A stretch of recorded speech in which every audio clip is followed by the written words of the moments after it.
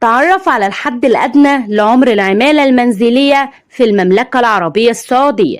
الحد الأدنى لعمر العمالة المنزلية في السعودية تزايد البحث عنها بعد حالة الجدل المثار حول عمر العمالة المستقدمة المسموح بها، وإضافة إلى الشروط الموضحة.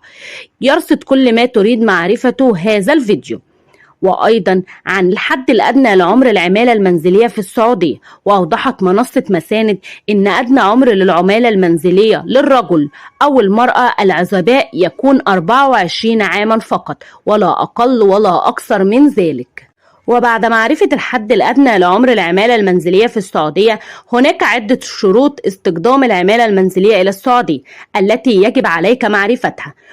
وأولا، ميل النموذج الخاص بالعمالة المنزلية، وكتابة الهوية الوطنية أو صورة البطاقة أو جواز السفر، وإرفاق التأشيرة الأصلية للعمالة، ثم دفع رسوم الاستخدام وتوثيق العقد وطباعته.